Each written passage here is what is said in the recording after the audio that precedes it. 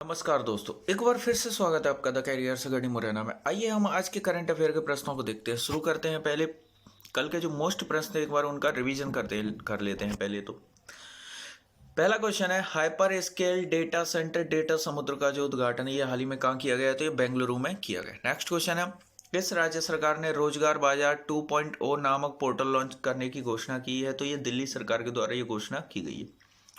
Next question है, किस राज्य सरकार ने Shri Dhanvantari generic medical store योजना शुरू की है? तो छत्तीसगढ़ सरकार ने ये योजना शुरू की है। नेक्स्ट क्वेश्चन, आईसीसी पुरुष T20 विश्व कप 2021 का आयोजन किस देश में हो रहा है? तो ये यूएई और ओमान, इन दोनों देशों में संयुक्त रूप से किया जा रहा है। नेक्स्ट क्वेश्चन है, भारत ने किस देश को Jaynagar Kurtha cross border rail link सौंपी है? तो ये नेपाल को भारत ने सौंपी है। नेक्स्ट क्वेश्चन है, स्टार्ट्स इन माई यूनिट नामक पुस्तक किसने लिखी है? तो ये दिव्या दत्ता के द्वारा लिखी गई। नेक्स्ट क्वेश्चन है, सूक्ष्म घोंघे की नई प्रजाति जियोरिसा माओ स्माइएंसिस कहाँ खोजी गई है? तो ये मेघालय में खोजी गई। कहाँ पर? मेघालय में।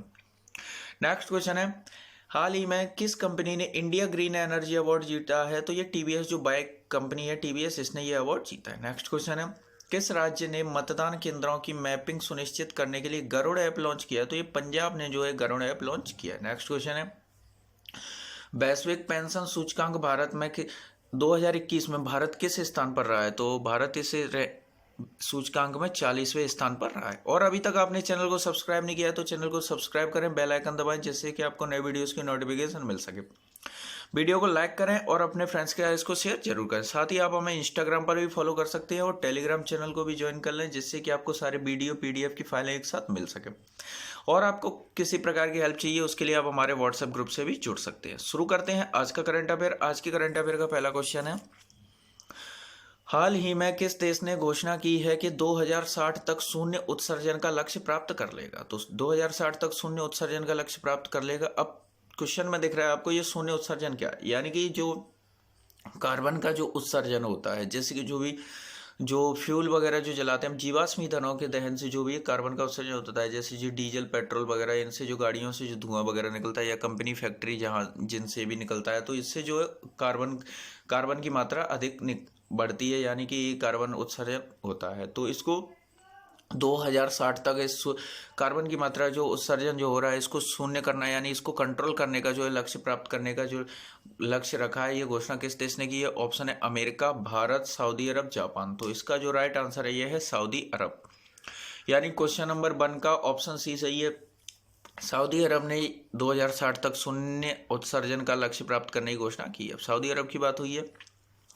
सऊदी अरब के जो प्रधानमंत्री है ये शाह सलमान है। सऊदी अरब की राजधानी रियाद है। सऊदी अरब की जो करेंसी है ये सऊदी रियाल है। नेक्स्ट क्वेश्चन देखते हैं, हाल ही में सत्यजीत रे लाइफ टाइम अचीवमेंट अवार्ड किसे देने की घोषणा की गई है? तो ये सत्यजीत रे लाइफ टाइम अचीवमेंट अवार्ड किसे देने की घोषणा? ये ऑप्शन है इस्तवान सिजावो, मार्टिन स्कॉर्सेस, उपयुक्त दोनों, इनमें से कोई नहीं। तो इसका राइट आंसर यह है, ये दोनों ही है, इस्तवान सिजावो और मार्टिन स्कॉर्सेस।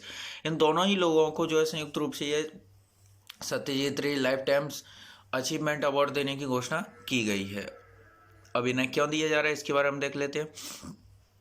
भारत का 52वां अंतर्राष्ट्रीय फिल्म महोत्सव 20 नवंबर से 28 नवंबर 2021 तक गोवा में आयोजित किया जाएगा, जिसमें हंगेरियन फिल्म निर्माता, यानी हंगरी के हैं फिल्म निर्माता इस्तवान सिजावो और हॉलीवुड आइकन के हैं मार्टिन स्कॉर्सेस को सत्यजीत रे लाइफ टाइम अचीवमेंट अवार्ड से सम्मानित किया जाएगा। इसकी घोषणा हो चुकी है। नेक्स्ट क्वेश्चन देखते हैं, हाल ही में किस राज्य सरकार ने शिक्षा के स्तर को बढ़ावा देने के लिए मुफ्त शिक्षा योजना की घोषणा की है? मुफ्त शिक्षा योजना की घोषणा ये किस राज्य सरकार ने की शिक्षा स्तर को बढ़ाने के लिए?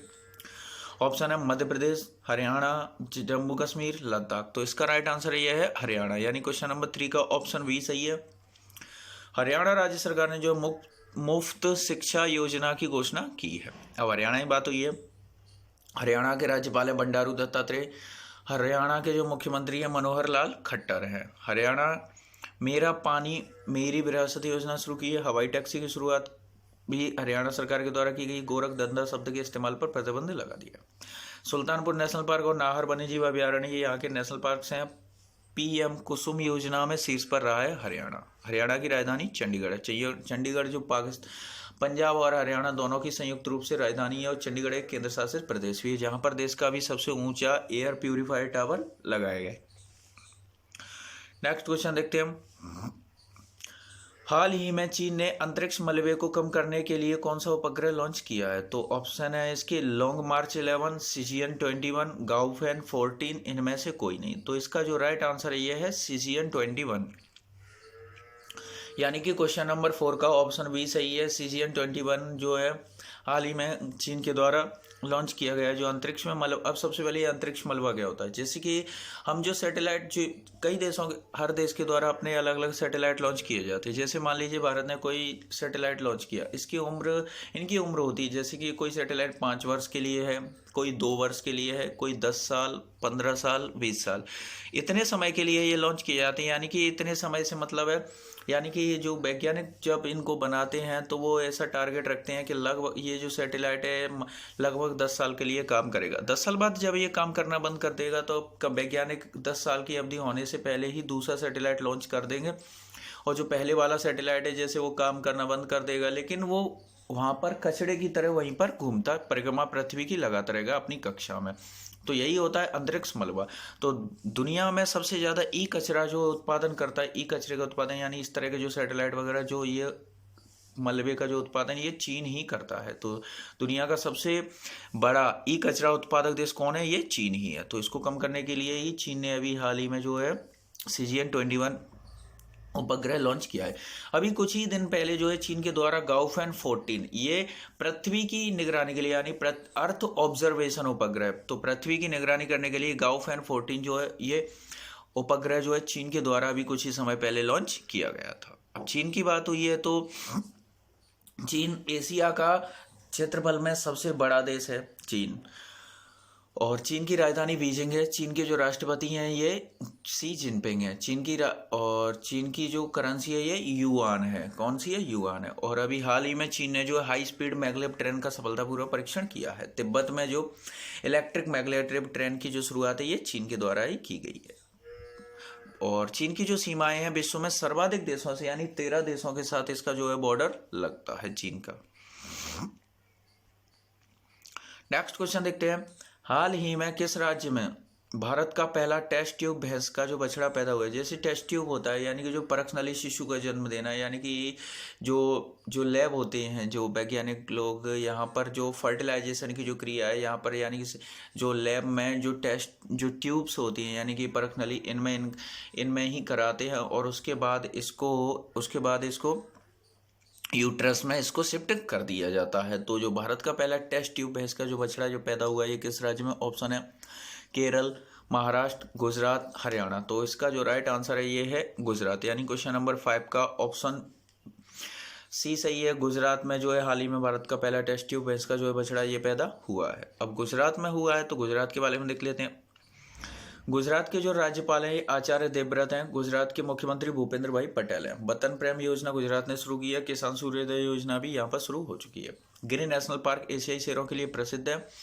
भारत का पहला 5 स्टार होटल वाला रेलवे स्टेशन गांधीनगर है। कहाँ पर है? गांधीनगर बनाया गया। गांधीनगर जो है ये गुजरात की राजधानी भी है, और साथ ही यहाँ से जो भारत के गृह मंत्री अमित शाह, ये गांधीनगर इनका संसदीय क्षेत्र है। और अमित शाह के द्वारा ही अभी हाल ही में गांधीनगर में जो गर्भवती महिलाएं होती हैं उनको प्रोटीन युक्त यानी पोषण युक्त जो लड्डू वितरण योजना शुरू की है, यानी पोषण वाले लड्डू वितरित किए जाएंगे।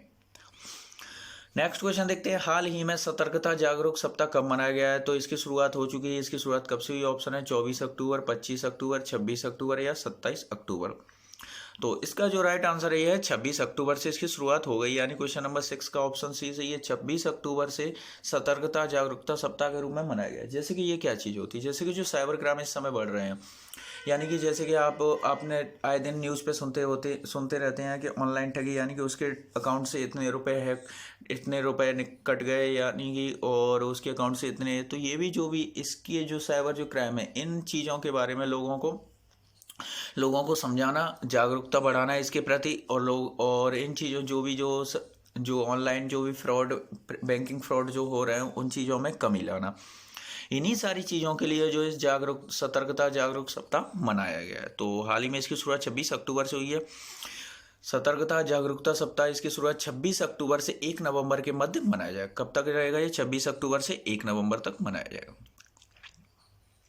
नेक्स्ट क्वेश्चन देखते हैं, हाल ही में एफएटीएफ की लिस्ट से किसे बाहर किया गया है? तो ऑप्शन है इसके Mauritius, Botswana, Pakistan, A and B both, यानी कि तो इसका जो राइट आंसर है ये है मॉरिशस और बोत्सवाना, इन दोनों को ही बाहर किया गया, यानी क्वेश्चन नंबर 7 का ऑप्शन डी सही है।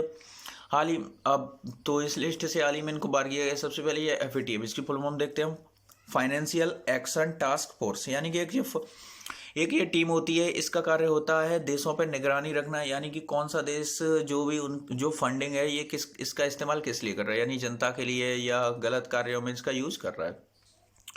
तो यानी कि ये तो इसके तहत जो है यदि कोई देश जो आतंकवादी जो गतिविधियां हैं इनमें जो है सपोर्ट करता है, यानी इनको फंड देता है, तो इसके लिए उस देश को पहले वार्निंग के लिए ग्रे लिस्ट में शामिल किया जाता है। किसमें? ग्रे लिस्ट में, यानी उसको एक तरह से वार्निंग दी जाती है ग्रे लिस्ट में शामिल होने के बाद ही, जैसे कि जो IMF और वर्ल्ड बैंक वगैरह यहाँ से जो उसकी फंडिंग कम कर दी जाती है। और यदि इसके बावजूद भी, वार्निंग के बावजूद भी यदि वह देश नहीं मानता है तो उसको फिर उसकी ब्लैक लिस्ट में शामिल कर दिया। तो ब्लैक लिस्ट में शामिल होते ही दुनिया की जो भी जितनी भी जो आर्थिक जो संस्थाएं हैं वो सभी इसको फंड देना बंद कर देती हैं, यानी कि पूरी दुनिया से इसको ब्लैक कर दिया जाता है, इसको कोई भी पैसे नहीं देगा। तो अभी हाल ही में जो है मॉरिशस और बोत्सवाना ये एफएटीएफ की जो है लिस्ट से इनको बाहर कर दिया गया। और पाकिस्तान, अभी हाल ही में बताया था आपको, पाकिस्तान तीसरे साल भी लगातार इस एफएटीएफ की ग्रे लिस्ट में शामिल है। किसमें? ग्रे लिस्ट में। और अभी हाल ही में जो पाकिस्तान का जो सपोर्ट करता था तुर्की, इसको भी एफएटीएफ की ग्रे लिस्ट में शामिल कर लिया गया है। अब मॉरिशस और बोत्सवाना, इन दोनों के बारे में देख लेते हैं। मॉरिशस के जो राष्ट्रपति है पृथ्वीराज सिंह रूपोन है, मॉरिशस की राजधानी पोर्ट लुइस है, मॉरिशस के प्रधानमंत्री प्रविंद जुगनाथ हैं। आपको बता दें कि मॉरिशस जो है ये यहाँ पर जो है हिंदी भाषा बोली जाती है। कौन सी भाषा? हिंदी भाषा है जो मॉरिशस में बोली जाती है। मॉरिशस हो गया। बोत्सवाना के राष्ट्रपति मोकेग सेसी मासी हैं। बोत्सवाना की राजधानी गाबोरेने है। बोत्सवाना की जो करेंसी है बोत्सवाना पुला है। नेक्स्ट क्वेश्चन देखते हैं हम, हाल ही में किसे 2022 जोसेफ ए कुशमैन पुरस्कार के लिए चयनित किया गया? तो जोसेफ ए कुशमैन जो पुरस्कार के लिए सिलेक्ट किसे किया गया? ऑप्शन है डॉक्टर जी सतीश रेड्डी, डॉक्टर राजीव निगम, शैलेंद्र सिंह, इनमें से कोई नहीं। तो इसका जो राइट आंसर है ये है डॉक्टर राजीव निगम, यानी क्वेश्चन नंबर 8 का ऑप्शन बी सही है। डॉक्टर राजीव निगम को हाल ही में 2022 के जोसेफ ए कुशमैन पुरस्कार के लिए सिलेक्ट किया गया। अब अदर ऑप्शन देखें तो डॉक्टर जी सतीश रेड्डी जो है ये DRDO के प्रबंध निदेशक हैं, यानी कि इस समय अध्यक्ष हैं DRDO के डॉक्टर जी सतीश रेड्डी। इनको हाल ही में आर्यभट्ट पुरस्कार दिया गया। कौन सा? आर्यभट्ट पुरस्कार मिला है। और ऑप्शन सी है शैलेंद्र सिंह, इनको हाल ही में जो कछुआ संरक्षण पुरस्कार दिया गया, यानी कछुओं की विभिन्न प्रजातियों के जो संरक्षण के लिए इनको कछुआ संरक्षण पुरस्कार से सम्मानित किया गया है शैलेंद्र सिंह को। अब ये पुरस्कार क्यों दिया जाता है इसके बारे में हम देख लेते हैं। CSIR national institute of oceanography के पूर्व मुख्य वैज्ञानिक डॉक्टर राजीव निगम को फोरामिनिफेरल रिसर्च में उत्कृष्टता के लिए 2022 का जोसेफ ए कुशमैन अवार्ड के लिए चुना गया। डॉक्टर निगम इस प्रतिष्ठित पुरस्कार के लिए चयनित होने वाले प्रथम भारतीय नागरिक हैं। जोसेफ ए कुशमैन जो अवार्ड है इसकी स्थापना 1979 में यूएसए स्थित कुशमैन फाउंडेशन फॉर मिनीफेरल रिसर्च द्वारा की गई थी। तो जो इसके लिए जो अभी हाल ही में डॉक्टर राजीव निगम को सिलेक्ट किया गया और ये इसके लिए चुनने वाले प्रथम भारतीय भी बन गए हैं। नेक्स्ट क्वेश्चन देखते हैं, हाल ही में किस राज्य में भारत की पहली राज्य वन्यजीव DNA परीक्षण विश्लेषण प्रयोगशाला का उद्घाटन हुआ है? तो पहली वन्यजीव DNA परीक्षण विश्लेषण प्रयोगशाला का उद्घाटन कहाँ हुआ है? ऑप्शन है महाराष्ट्र, ओडिशा, पंजाब, आंध्र प्रदेश।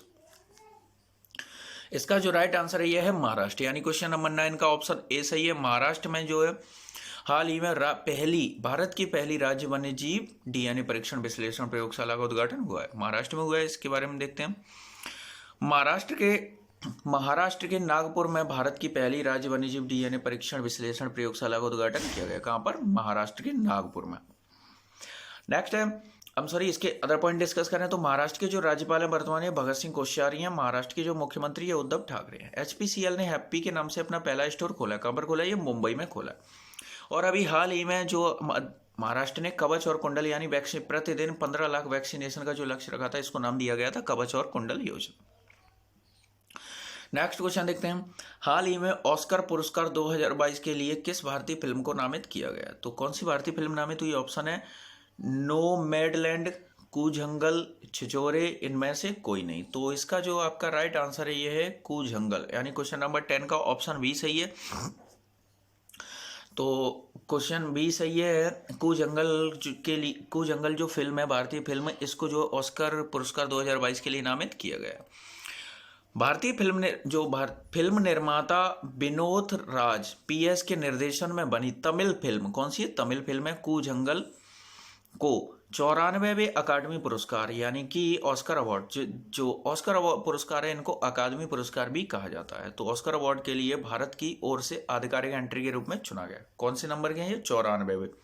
इससे पहले यह फिल्म इस साल के जो शुरुआत में नीदरलैंड में जो फिल्म है ये कूजंगल, इस साल के शुरुआत में नीदरलैंड में हुए 50वें अंतर्राष्ट्रीय फिल्म फेस्टिवल रोटरडैम में टाइगर अवार्ड भी जीत चुकी है। तो इसने अवार्ड भी जीत लिया। अदर ऑप्शन को डिस्कस करें तो देखिए जो 2022 का 2020 का जो 2021 का जो ऑस्कर जो अवार्ड था ये किसे दिया गया है? तो ये दिया गया नोमैडलैंड को। किसको? 2021 का जो बेस्ट फिल्म का अवार्ड ये मिला है नोमैडलैंड को।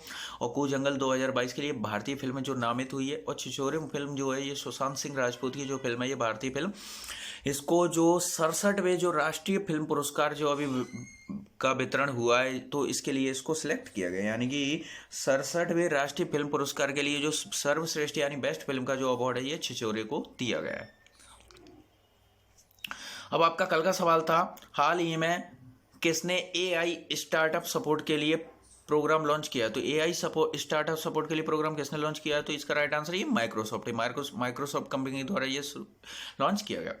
अब आपका आज का सवाल है, हाल ही में जारी फीफा रैंकिंग 2021 में भारत किस स्थान पर रहा है? तो फीफा रैंकिंग 2021 में भारत किस स्थान पर रहा है? आपके ऑप्शन 101, 106, 90 या 71। तो आपका जो भी राइट आंसर हो उसे आप कमेंट बॉक्स में वो भी डिटेल के साथ लिखिए, क्योंकि जो चीज़ें हम लिख देते हैं वो चीज़ें हमें एक लंबे समय तक याद रहती हैं। वीडियो को लाइक करें, चैनल को सब्सक्राइब करें और अपने फ्रेंड्स के साथ इसको शेयर जरूर करें।